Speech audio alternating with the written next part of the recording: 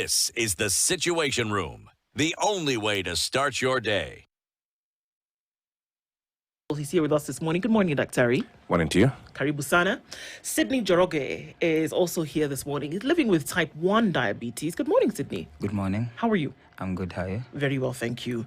Karibu sana, thank you for being in the Situation Room this morning, in the hot seats of the Situation Room, talking about a condition that many people are affected by, living with, but then also a lot of people living with, affected by, and have done nothing about it. So we're going to get into that this morning. Let's just start off with the fact that we did not know that there was something called a diabetologist. Okay. So obviously you're very specific Yes. in this practice because Yes. it is specifically for diabetes that you practice. Yes. Okay. Let's start from the very beginning. Tell us. Okay, good. Diabetes. What Yes. is it? So thank you for having us here. So my name is Dr. Eric Janga, a consultant physician. So actually the correct term is, or broader term I'd say, is endocrinologist. Yes. So aside from that, and that is the study of hormones. So our body requires hormones. Hormones are specialized proteins that are produced from various glands, which help us regulate various body processes. So one of those glands is the pancreas. It produces a hormone called insulin. But remember, you can have other glands, for example, the thyroid gland, which can produce your thyroid hormone, which plays a very key role. And there are several other glands like parathyroid. So broadly, we study hormones as endocrinologists. But the bulk of our work definitely is diabetes. And that's why now we have the term diabetologists. So most of us are called endocrinologists, but we zero in on a condition called diabetes because that probably accounts for around 80% of the work that each of us does daily. Okay. So first we start, what is diabetes? So today's focus is type 1 diabetes, but it's good to understand that there are several types of diabetes, and in fact now the classification is expanding, and you now actually have 5 recognized new classifications of diabetes. But we'll go over the main types as the basics. Okay. So the commonest type of diabetes that we see is in adults, and we call that type 2 diabetes. And this is normally a lifestyle disease. So normally comes hand in hand with hypertension. So the two are conditions that are commonly diagnosed together. And what do you mean by lifestyle diseases? These are normally diseases that are caused by how we live our lives in terms of, do we exercise? Are we watching our weights? What do we eat? Smoking, alcohol use, substance abuse. These are all contributing factors to lifestyle diseases. And we are seeing more and more of these conditions, like diabetes, hypertension, occurring at a much earlier age. So, for example, it's not unusual for someone to come to my clinic, maybe undergoing a routine insurance evaluation for a new job, maybe at the age of 28, and they come diagnosed with diabetes at the age of 28 or 30. So what previously we thought was a condition occurring at the age of 60 is now a condition being seen much earlier. So 80%, roughly to 90% of all the cases that we deal with are type 2 diabetes cases. There are 600 million people now globally estimated to be living with diabetes in the world. So it is a major health problem. It's the largest single disease rising pandemic that we're dealing with right now. And then from there, we have what is called type 1 diabetes. That's commonly seen in children. So an easy way to think about it is when you hear type 1, it's children and adolescents. Type 2 is normally older people, but remember the age is getting much younger. We have in between type 1 and type 2 because there are people who come to me and at times is that we're not able to make the distinction. Are you truly a type 2 or are you a type 1? Because with rising obesity, we are seeing pediatric obesity is a very big problem now. So we are seeing people being diagnosed with type 2 diabetes at much younger ages. So currently on record, the youngest type 2 diabetes individual is 2 years. So remember there are other causes that could lead to what is called pediatric obesity, and these are genetic causes. So, but if we keep having children who are overweight, then we see diabetes occurring at much younger ages, 20, 25. So it can happen. Okay. But normally we say below 20. And these children, it's very typical. Type 2, you're looking about obesity. Okay, that's someone who is overweight with an increased body mass index. But type 1 are your typical children, and they can be diagnosed anywhere after birth. We normally give a cutoff of around 20, max 25 years of age. So this is a completely different scenario. So let's explain the difference between type 1 and type 2. Okay. Type 2, like we said, you gain weight, you start to develop fat, especially around the abdominal region. This makes it very difficult for insulin to work. Insulin is a hormone produced by the pancreas. The role of insulin is to help move your blood sugar from the bloodstream into your cells. So whatever food you eat, it's broken down in your stomach, in the small intestines into simple sugars. These sugars must move from your bloodstream now into your cells to help you carry out your day-to-day activities. So energy, your cells, energy. Okay. Yeah. So you need energy to work. Your cells need energy to repair themselves, growth and development for someone who is an adolescent, for example.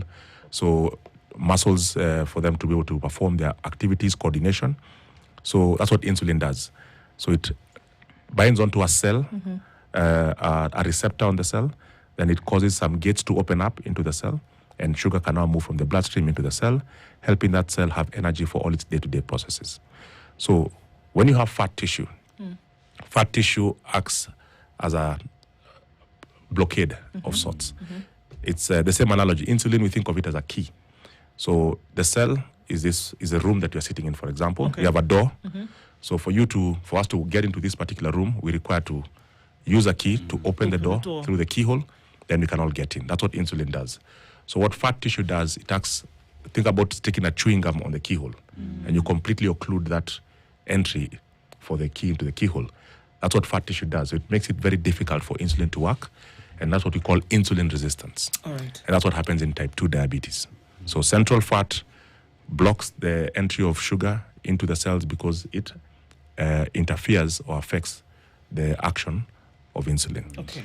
Now, let's go to type 1 diabetes. That's very, very different. So here now it's a child who grows up normally, but may have some genes that can predispose the individual to developing the condition. And at times it could be the environment. So for example, you can develop a flu, for example. And so viral infections, we've seen there's some viruses that have been linked to the development of type 1 diabetes. For example, CMV, that's cytomegalovirus, Epstein-Barr virus, or even measles, mumps. So measles and mumps are common conditions that can actually trigger the formation of abnormal antibodies. Okay. Antibodies are good, so normally they help us fight infection. So when you're vaccinated as a child, you have antibodies in your system which you stay with for life, which will help you fight infections. You don't get pneumonia, you don't get conditions such as typhoid. We have several vaccines that can be given. So BCG and all these other vaccines, hepatitis. So when these antibodies are introduced into your body through a vaccine, they stay with you for life. Okay. But your body also forms natural antibodies. Whenever you get infections as a child, say chickenpox, you got chickenpox as a child, you develop lifelong immunity because your body produces these very essential proteins called antibodies that will protect you for life. You cannot get chickenpox again. Yeah. Now what happens sometimes that kids get these infections, mumps, measles, then they form abnormal antibodies. These antibodies, instead of doing what they're supposed to do, protect you from future infections, they can go and attach onto certain organs and destroy those organs, okay? And they could pick any organ. So antibodies can pick the joints, for example, and you get rheumatoid arthritis. They could pick your thyroid, for example, and you end up getting hypothyroidism. That means that your gland cannot produce enough hormone, or you can produce excess hormone, a condition we call hyperthyroidism. They could pick your skin, and you could get skin conditions.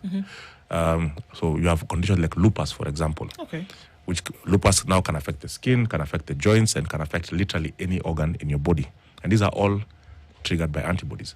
In the case of diabetes, they go and zero in on the pancreas and they destroy the pancreas. And it takes a very short period of time. And 90% of the pancreas is completely destroyed by these antibodies. Once that happened, then the pancreas cannot perform its key function, which is to produce insulin. So how does a child present? So when you don't have insulin in your body, then you start to have certain symptoms. Common ones include, first is fatigue. You start to lose a lot of weight. So let's talk about children, for example. The common symptom that they get, excessive fatigue, drastic weight loss. This occurs in a very short period of time. We're not talking about losing weight over 6 months. Even in a month, a child can easily drop 10 kilos. Oh my goodness, okay. They start to have problems with their vision.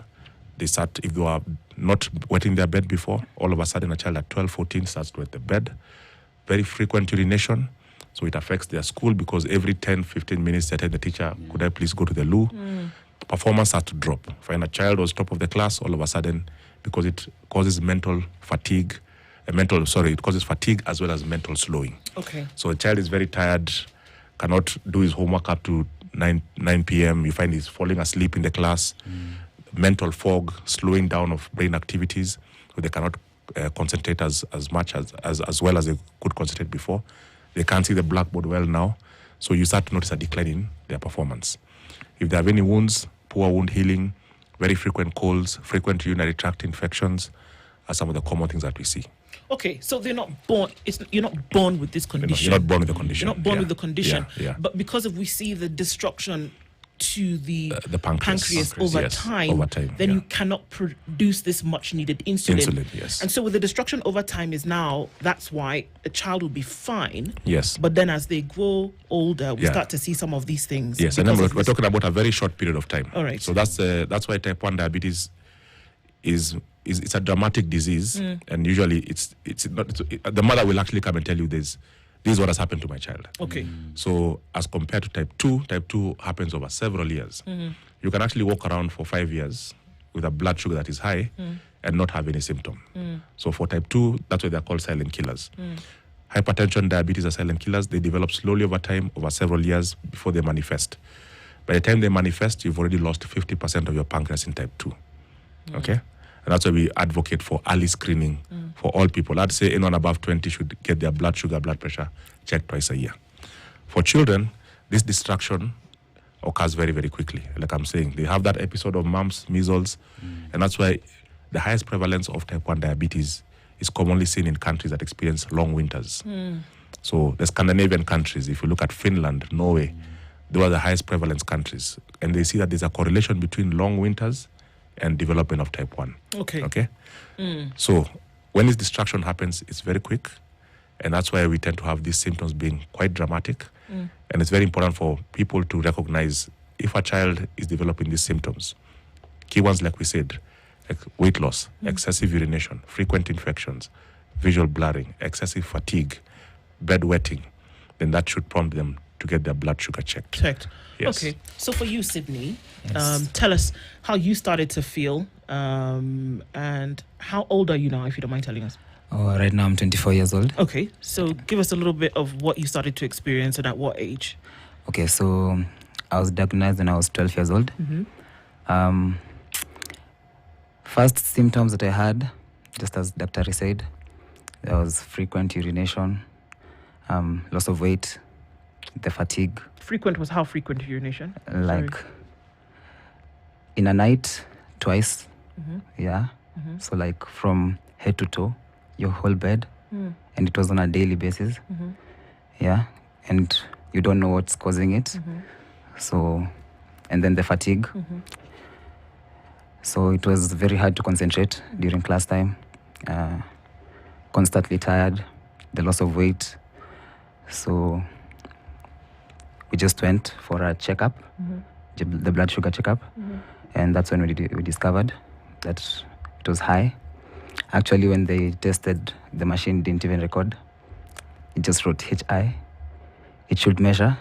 It should measure. Okay. But it brought HI. That means it's too much. The machine can't even record the amount of sugar that you have. So that's when we went to Aga Khan, and that's how it started.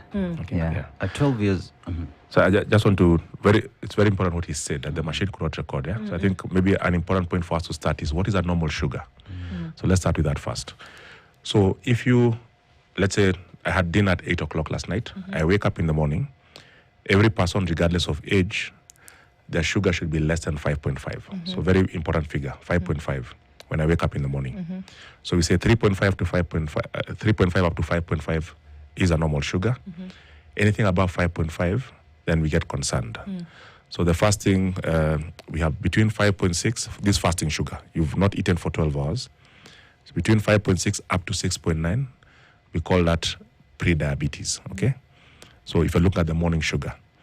And then at any time, if your sugar is above 11.1, that automatically qualifies as a diagnosis of diabetes. So the figure is 11.1, or 11 for ease of remembering.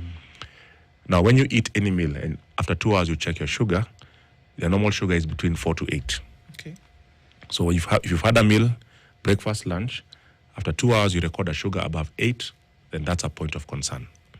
So between 8 to 11.1, again, we call that pre-diabetes, okay? And in the morning, we said it's between 5.6 to 6.9, that is pre-diabetes. Now, when you have a sugar that is unrecordable, what you're saying about the machine, what the device that we use to measure sugar is called a glucometer. That can measure sugars up to a value of 33 millimoles per liter. That's the unit that we use. So it means that your sugar that day was beyond 33, which is very high. So if you're talking about, if I check your sugar now, have you had breakfast, yes or no? Yes. You've had breakfast. So if you had breakfast and you count 2 hours, I expect you to be sitting below 8, okay? So his sugar was 33 and above. So you think about it, that's 4 times the upper limit, yeah? The third measure that we use is a test called HbA1c, which is what we use to monitor their progress in the clinic. We check it every 3 months. The normal value should be less than 5.7% for that. Then between 5.7 up to 6.4, that's called pre-diabetes. Any value of 6.5 and above is diabetes. So to recap, if you fasted for 8 hours and you wake up in the morning and check your sugar and it's equal to or more than 7, you have diabetes. And it only takes a single reading. If you had a meal and you wait for 2 hours and you check your sugar and it's above 11.1 or is equal to 11.1, that is diabetes. Or at any point during the day, regardless, even if you check it after 30 minutes, whatever, 11.1 and above is diabetes, okay? Then a HbA1c test, which is the laboratory test that we use, if it is equal to or more than 6.5, then that is diabetes. Yeah. Okay. So, Sydney, here is a question where you said at the age of 12. Yeah. So it is at the age of 12, you're wetting the bed, and at what point did it strike that we need to go to hospital? Is it something that you lived with for a while before deciding to go to hospital? Or is it that the first time it happened, it was a concern and folks decided, let's go to hospital? Okay, so I didn't know what it was. So my mom is the one who got concerned because it was happening on a daily basis. So she's the one that decided we need to go and check what's up with this, what's happening. Because she thought, or we thought, that it was maybe because I'm drinking maybe lots of fluids before I go to bed. So that's what we were thinking. Then I stopped, but it didn't stop. So that's when we decided to go and have a check. Yeah. Yeah. You see, Daktari, the reason I asked that question Yes. is because most of the time when a child wets the bed, the Yeah, first thing yes. is don't be drinking water Yes, before yes, you go to bed. yeah. Don't be having tea before Yes, you go to bed. yeah. But you see, this is, by the time it strikes a parent that we need to go to hospital, perhaps the intervention that was needed, it has taken quite a long time. Yes. Which then brings the conversation on health-seeking behavior Yes. and perhaps even parents understanding what are the triggers in the life, because you've mentioned measles, you've mentioned mumps, and I remember when I was young, these are things I had, I remember having mumps and measles. We all transition through that. We all transition into that. Yes. But then again, you see, if that is the first trigger point that there is, perhaps if parents had this information, it's something that they would act on easily and faster. Yeah. So then, how do we ensure that this message now gets out there and that we all are aware on what to look out for? Yeah. Do we see health-seeking behaviors changing over time? Yeah, so very, very important point. In fact, this is what happens in most scenarios. And that's why I think awareness is a very important thing. So a child who was previously fine starts to wet the bed. So let's just think about it practically. I'm thinking about my generation. I think we are almost there. But let's see what happens. Yeah, child wets the bed. What happens? Parents punish the child. Yeah. So why are you wetting your bed? And the child is, you are now, look at your brother is 7 years old and is already in the bed. Why are you wetting the bed? So the child first gets punished. The child who is asking for permission to go to the loo every 10, 15 minutes gets punished. The child now who all of a sudden is being asked questions and cannot see the board gets punished. So you can see these children go through a cycle where people are not understanding what's happening to this child. The child gets tortured for it. And it only takes a keen parent now to say, something's really wrong with my child. Let me go and see what's wrong. And see, if the parent doesn't take that step, these symptoms can continue. This vicious cycle of the child, undergoing stigma and all these things become an issue. And if you don't act quickly, type 1 diabetes doesn't give you time. That's the other message. It does not give you time. When he's walking around with a sugar of 33, it's only a matter of time, talking probably weeks, that you get a very major, severe complication called diabetic ketoacidosis. What does this mean? You have very, very high sugars, okay? These sugars, remember, are now starting to cause damage to a lot of your organs, your eyes, your kidneys, and other things. But they also call the buildup of acid in your system. This acid, when it gets to a certain critical level, the child can actually go into a coma, the child can collapse at home, and if people don't recognize that this is a high sugar that is causing this complication, then the mortality is very high. Okay. Again, that child needs to be taken to a facility where the doctors in that facility will recognize this is not pneumonia or this is not other. It's not pneumonia. It's not meningitis. It's not a child collapsing because of other reasons. They need to quickly zero in and think about checking a blood sugar. All right. When they see it's unrecordable, these children also need to be managed in a critical care unit. This is not something that can be managed in the ward. So again, the management protocol for diabetic ketoacidosis needs a doctor who is experienced, needs a facility with HDU services, because we tend to give the main thing that they get very dehydrated. So they need IV access immediately, replace the fluids immediately, give insulin immediately, stabilize them, and then from there they will need to be on lifelong insulin thereafter. Okay. So I'd like to take a break at this point, and we're going to come back and look at treatment and management. Yeah. And I know that we're talking about type 1 diabetes this morning, but then also, whether we like it or not, type 2 always comes into the conversation in terms of reversibility, and then in terms of living the best life that you can, even with type 1. So let's look at treatment and management when we come back from this break. We're in the studio this morning on our Healthy Friday conversation with Dr. Eric Njenga, and we are looking into type 1 diabetes and how it's more than just sugar. Sydney Njoroge also is here living with type 1 diabetes, and we'll talk about how then you've been able to manage that when we come back from the break. Many questions coming in. We'll try to attack some of those when we come back from this. It's 26 minutes tonight to 8. Don't go away. We'll be back after this. This is the... But yeah, it's pretty scary. Yeah. Okay. Yeah. So how before we come to actually what you administer, Daktari, how did this affect your life? Because I'm imagining a 12-year-old boy. I have one running all over the place. They only come inside when they've come to graze like cattle. Then they're back outside running all over the place. They sleep when it's night. They sleep. So how did this affect your life when you were at that age? Not playing anymore? Were you just sitting indoors? What was happening? Okay, I wasn't sitting indoors. I was playing.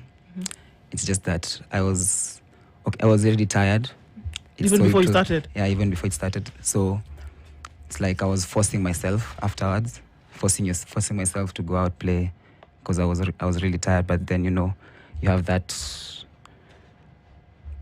Urge. drive as a kid where you want to be out playing, So at times I was forcing myself. So like we normally came home from school at around 4. You have homework. Normally kids at that age, you stay latest 8:30, you're asleep. But for me, by 6:30, I'm already tired, I'm done. Yeah. I didn't even, most of the times I wasn't doing my homework. I come from school, I play from like maybe 4:15 to 5. When I get home, shower, I sleep. And that's it. And I can't wake up. Can't wake me up. No matter what you did, you wouldn't wake up. Can't wake me up. You wake me up, I tell you I'm tired, and I'm going back to bed. So that at that point, you start even quarreling with your parents because they're like, you're being disobedient, things like that. Yeah, but in real terms, you physically you cannot cannot get up. Yeah, cannot you're get up. just tired. Yeah. Then when you sleep at around 7:30, and you don't have the strength to wake up, you don't even realize you're wetting the bed. You wet the bed at 7:30. You wet it then again at 9. And you don't even feel the wetness, so you don't wake up. You feel it in the following morning when you're waking up. It's when you realize, oh my God, this and this has happened. And it wasn't happening before. Yeah. Good thing was, so at the time, my mom was working in a hospital, so I think she had known some of these things were happening. So she didn't bring up a big issue about it. She just wanted to know what was happening. Yeah. Yeah. So that's when we went and checked. Yeah. You see, when you speak like that, you remind me of a situation when I was growing up. We had this neighbor. We used to play around together. Then one day we were just chilling and we started seeing a mattress being brought outside every other day. Every other, and he was the only child. So we started asking questions like, what's up? Why is the mattress, why is it being hung outside? And we started hearing that he was wetting the bed and what, but luckily for him as well, the mom was a nurse. So it is something that was handled, hush, but now is when I'm connecting the dots. Yeah. But I'd remember these boys stopped even playing with us because of the stereotype that is associated with a boy wetting the bed at the time. And if you just hear that, then brings the question on, he talked about administering sodium and whatnot. So, but after the test has been done, now you are in the hands of the doctors and there is help that is being administered to this child. What are we talking about when I come to the hospital now, when you take over, what is being done to help a patient? Okay, good. So at the first point here, like we said, the sugar is excessively high, and our primary concern at that particular point is to bring down the sugar. So in the setting of type 1 diabetes, like we said, it's an autoimmune process. That means that the antibodies have completely destroyed more than 90% of the pancreas. That pancreatic function cannot be restored. And that's why for children, there's only one treatment. And I want to make this very, very clear. For people who have type 1 diabetes, there's only one treatment, insulin.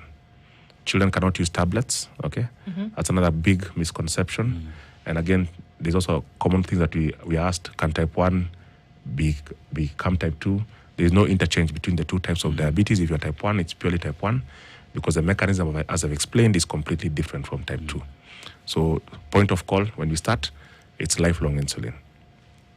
It's difficult for a mother to hear that the first time.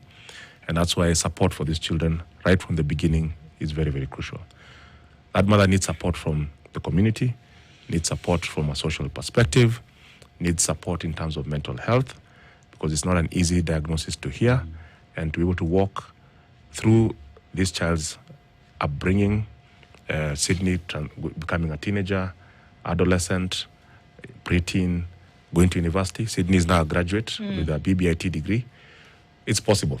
Sydney has walked the journey, he's made it. But the mother requires a lot of support to help all these cogs of the wheel come together. So this is what happens. We now start insulin, okay? So now for children, again, they have to inject frequently. So they should inject with every meal. That means that they'll take insulin with their breakfast, with their lunch, and with their dinner, okay? Then they will take what is called a long-acting insulin 2 hours after their dinner before bedtime. The energy that will help you exercise or do that particular activity will be released from the liver in normal terms. But in people who have diabetes, there's very high levels of cortisol, and now this causes the liver to release excess amount. That's why the sugar becomes very high when they wake up. That's why you need that night insulin. So it's 4 injections, okay? So you can see it's daunting for a child to inject 4 times a day. They need the proper training. The mother needs to be very cautious about monitoring the sugar. And now we come to the point about where it said the sugar was very low, okay? So now let's talk about what a low sugar is. Yes. And you can have high and low in the same... In the same condition. Okay. Yes. Yeah. So the highs are because of diabetes, but the lows now are a complication or a consequence of the treatment that we're giving. That's why, very, very importantly, the children must check their sugars frequently, at least 4 to 6 times a day, to avoid getting into low sugars. Because when they start injecting, this insulin we're introducing externally into the body to help bring down their blood sugar. But in case Sydney misses a meal, what will happen? That insulin is still in the body. If he doesn't snack after breakfast, for example, or if he misses lunch due to any particular reason, it can happen. Think about it. You are traveling, or you're in a boarding school and lunch is delayed, small things like those, his sugar will go to a low level. What is a low sugar? Anything below 4. 4, yeah. When your sugar drops below 4, you start to get dizzy, you start to sweat, you start to get confused, you get disoriented, you don't know where you are, you start having a very rapid heart rate, you start feeling cold, and when it drops to those levels, below 2.5, you collapse. Now, children, remember, can tolerate much lower sugars as compared to adults. So Sydney at 12, his sugar could actually go to 1.7, and he's still alert. But for adults, when your sugar drops below 4, you will feel it, and that's what we call a diabetic coma. So it's caused by low sugars. So a dangerously low sugar is below 4. Let's start from there. Okay. But when it goes to below 2.5, then you go into you collapse and you go into a complete coma. Your brain is deprived of very vital glucose, and that's what can trigger the seizures or convulsions that Sydney got. Okay. So, and that now again has to be managed very, very quickly. So very key points here. And we see this commonly. People collapse in church, people collapse in the bus stop, and these people are diabetic, but people around them don't know that they're diabetic. So very important to just get a tag or something that can identify you as being diabetic. So if you collapse in church, school, or somewhere, people respond in the right way. Now let me emphasize this point, because a lot of people lose their lives because of bystander action. So let's think about it. When someone collapses, what is the common things that lay people do? Rush to them. And then do what? They crowd them, number one. Number crowd. two, what do? They give them what? They undress them, they fan them. Yes. I don't know why they do that. But, but a very common thing people do is what? They give people water. Or soda. Yeah. Now what do? Someone is unconscious. Remember, for me to control my airway, to prevent, when you're drinking water, there's a reflex that prevents that water from going into your lungs. Yes. But when you're unconscious, you've lost that ability. It has relaxed. So someone will see someone has passed out, mpatie maji, mpatie soda. Someone rushes, buys a half-liter Fanta and Chugs it down. Yeah. Where does that Fanta end up in? Your lungs. And what happens? You're gone. Suffocate. You're gone. Simple things. Laymen do it all the time. People lose their lives simply because of that. So when someone collapses, very, very important. Never, ever, ever give fluids. That would be a very important message to come out of here. Never give anyone any liquids when they collapse. If they're diabetic, Sydney mentioned honey. Take sugar or honey and put it under the tongue or on the side of the mouth. It's And called let the it seep buccal. in Let it seep in. slowly. Because there are very many blood vessels. This area, the buccal mucosa on your cheek or under the tongue, is rich with blood vessels. Okay? So just put honey and sugar there. From there, transfer them to the nearest hospital. Because what they need is now glucose through the vein. Intravenous glucose. So those are very, very key things. And again, people need to recognize those signs of low sugar. And we spend a lot of time educating the parents, the caregivers, how to recognize low sugars in the children. And after some time, even they will start to notice that, oh, I'm feeling a bit sweaty. I know I'm getting a low. And he'll check his sugar. That's why it's also important to always move around with this machine called a glucometer. So how does that work for you, Sydney? I would imagine are you pricking your skin and checking it? What happens with the glucometer? So with the glucometer, I have pricking, like, you see.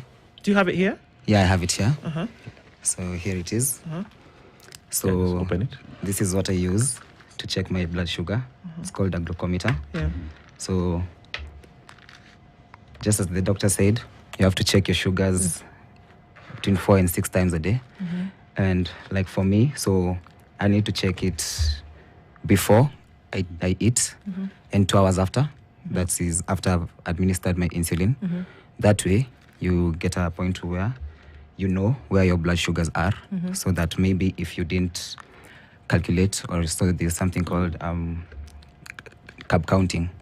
So that's where you count, so the food that you have, you calculate the carbohydrates that are there. That way you know the amount of insulin that you're going to take, because you can have food whereby you're taking, let's say you've been told to take 6 units, and then you eat food that required 11 units. When you take food that requires 11 units and you took 6, you'll get a high sugar after 2 hours. So you need to check. That way you'll be able to correct your blood sugar. Okay. You could just show us what those are, perhaps. So, just lift it up and this is the machine. And these are called strips. This is what you use to check your blood sugar. This is how they look. okay. So you take one of these, put it here. Then this is called a prick. Okay. Yeah, or a lancet. Yeah, or a lancet. So what you do, you need to sanitize over here. So normally Yeah. you need to have this a cotton, clean one. Take this. Yeah. And also important, as long as you also just make sure you can wash your hands before, or just use sanitizer if you don't have access to cotton wool. Yeah. But the key thing, ensure that at least your hands are clean. Yeah. So wash your hands if you don't have access to cotton, but if you can have the glucometer, just some cotton with some spirit in it, keep it there, and then just swipe your fingertips as it's done. Then you proceed. Yeah. Yeah. So you take this, then you You prick, So then you that's- press. You can see the drop of blood see there. the drop of blood. Yeah. So you take this and you put it here. So now this is calculating the amount of sugar Okay. that's in the body, Yeah. which is, you see, right now. Yeah. So right now it's a bit high. It's a bit high. Yeah. Okay. Yeah. And why would that be? You've not had Yeah. breakfast this morning, Okay. or You've had you've had breakfast? something? I had breakfast. Yeah. So Yeah, so it's I very, think- very common. Yeah. So he's had breakfast, but like he said, there's a very key thing that he said, carbohydrate counting. So it's not a very easy skill to master. It does take a prolonged period of time. Yeah, I was So it's gonna ask how basically, long did it take so you to let's say do if you it? have Yeah. tea, if you have 2 slices of bread and tea, then the bread is 15 grams of carbohydrate. So we have a calculation system of how much insulin to give per gram of carbohydrate. Okay. So there are formulas that we use. Okay. But what we normally do, we have nurses that are specifically trained for this. They are called diabetic nurse educators, and they work with our patients to walk them through that journey of how to calculate the carbohydrate in the meal and how to match the insulin. Okay, so I've So, got so, to, yeah. so very important. So if you see that sugar, Yeah. don't panic. Okay. Okay. Because they're also trained to do what is called there's something called a correction factor. So he knows, for example, if my sugar is 17 and my target is 10, it is 7.3 above my target, and he can tell you the amount of insulin specifically that he requires needs to drop it back to the level. So how many times are you injecting insulin? so if I'm eating 3 times a day, I'm injecting insulin 3 times a day. Okay. Yeah. All Then, right. then before bed, remember. Yeah, For and bed before as well. bed. Yeah. All right. So your fingers must look like a sieve. You keep poking them every day. Yeah. So you need to Yeah. So get- let me also. Yeah. So you'd think that, Yeah. but actually, Sydney has been pricking his fingers from at least 6 times a day from the age of 12. 12 years. 12 years. Yes. And if you take care of yourself with type 1 diabetes, I had a patient who came in at 68 years with type 1 diabetes. Yeah. So, and they're still Intact. picking the same finger. So, Yeah. so it then become a sieve. Okay. So, yeah. So I think that's very, very crucial is the monitoring is very, very important because each and every single day, just want to highlight his life. He has to keep making these calculations through his day. Now, picture him in his, as you are going through campus, you have no conditions, and you're finding it hard. Now, picture yourself in Sydney's shoes where he has to calculate before breakfast. He's now probably at his lecture now. He's seen a 17.3. He has to quickly calculate what dose of insulin am I going to give myself. Maybe step outside the lecture hall or simply just inject himself. You can even do it through the clothes. So he doesn't even Okay. need to step out Yeah. sometimes. Okay. Yeah, so he's now figured out our system of how to work around his Around day-to-day this. living with this condition, but he's done it. Yeah. He has his degree, he's passed with his peers who don't have any medical conditions, he's competing. So So you can. you can. And I'll tell you one thing, Yeah. things that people don't know. So which is the most successful football club in the world? That's how it's like starting. I know this argument can go, but let's depends be who you're talking let's be genuinely honest. Which is the most successful football club in the world? Real Madrid. Real Madrid. Okay. Yeah. Now their defender is called Nacho, who was even Nacho, captain at some yeah. point. Yes. Played for the Spanish national team. Has lived with type 1 diabetes from Sydney's age. Playing seriously Playing competitive competitive football at the highest level. Yeah. Real Madrid has won all those Champions League titles, has played for the national team. It's doable. Now we have the first licensed type 1 diabetes patient flying for Canadian Airlines. Yeah. We have big movie stars like Jada Pinkett, who have type 1 diabetes, living with type 1 diabetes. So technology also has evolved. Has helped. And I think it's very important for us to talk about that topic. Yeah. So now we have what is called continuous glucose monitoring. Sorry, Mean I want to ask you a question, and I Yes. think it's important Yes. because you've both mentioned it. Yeah. When you in a situation whereby previous practice would be to give water, to give soda, Yeah. Yes, and then yes. you talked about the honey or some sugar. Yes. So if you're in a place or in an area whereby you've witnessed this happening to somebody, or you yourself, Yes. what do you do? If you're on the mashinani, where it Okay. doesn't matter. Yes. It doesn't matter. It could be right in the city. Yeah. It doesn't, and you don't have access to this. What can you have as an alternative to remedy the situation in that instance of urgency? Okay. Yeah. So very, very important, number one, is when the person collapses, make sure people don't crowd around them. So your work as the person who's recognized this is please pull people away so that they're not, you don't have crowding, because there is the normal thing that 20 people are all crowded around this individual. Now you place them on their side, turn them, they are collapsed, you turn them. You want someone lying Face up. face up. So first turn them on their side, we call it the recovery position. And you put them on the side, you bend one knee, and you put that leg over so one leg is straight, one knee is slightly bent. They are on the side, okay, hands also in front of the chest, and then you also try to position their neck to ensure that it's in a position where they're not going. The risk is also the tongue rolling back and yeah. So once you've seen that, and you know they're diabetic, you want to get something that you can, sugar and honey are quite they're good because number one, once they dissolve very quickly. Okay. But the key thing, just avoid liquids. Okay. Someone needs to call for help as urgently as possible, wherever you are, or just look for means necessary to transfer that person to an emergency facility. That's the key thing. Okay. And even now, I don't know if people are aware, but there are even mechanisms of how you can activate an ambulance. We have what is called FLARE.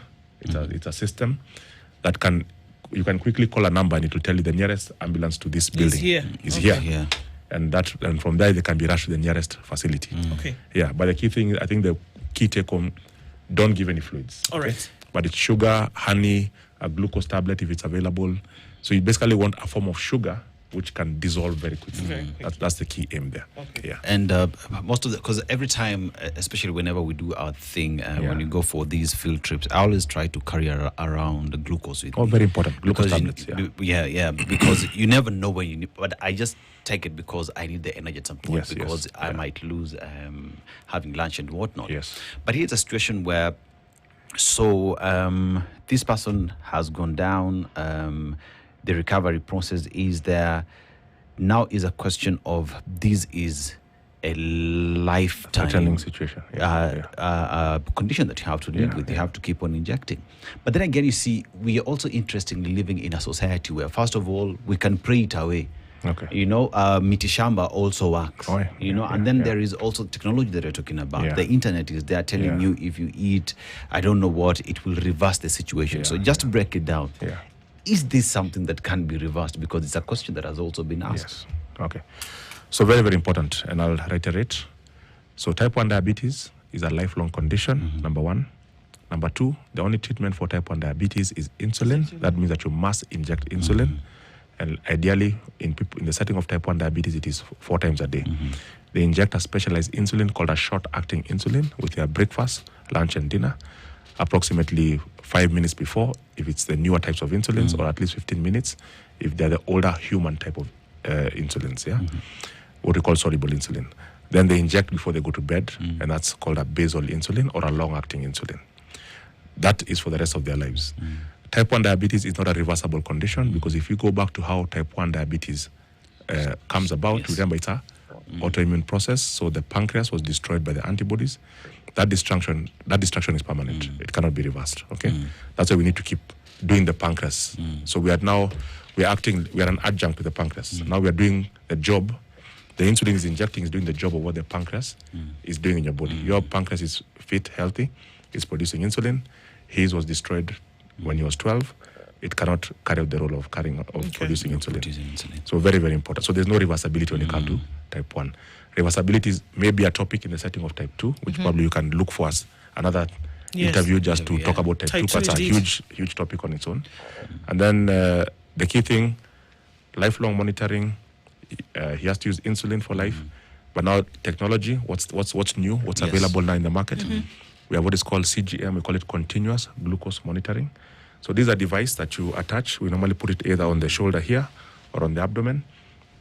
And what it does, it takes over what the glucometer does. And it checks your sugar in real time. So every second, literally, it is checking your sugar. And the beauty about the CGM is that it starts to even warn you. For example, if sugar now is 17. So if we set limits, that let's agree that your sugar during the day is between 5 to 10, and at night should be between this particular value, okay? So when you cross 10, it connects to his phone automatically via Bluetooth and alarms him that your sugar is going high. Act now. Yeah. If his sugar is also going towards 4, it will warn him in advance. Get something. Low sugar. Alarm comes. Sugar now is 4.7. Do something now. And he knows, oh, if he's sitting in his lecture, and you know, oh, my sugar is 4.7, I need to quickly get something. Now, when your sugar is dropping, you're getting the symptoms. That's when now you're awake, you're alert. Quickly grab, either you can take some sweetened tea, half a cup, grab a soda, half a cup, grab some orange juice, half a cup, okay? Then I check your sugar after 15 minutes, okay? So, and then you keep checking after 15 minutes until your sugar is at a safe level, let's say above 6, okay? So that's what technology now can do for us. It can warn him when his sugar is dropping.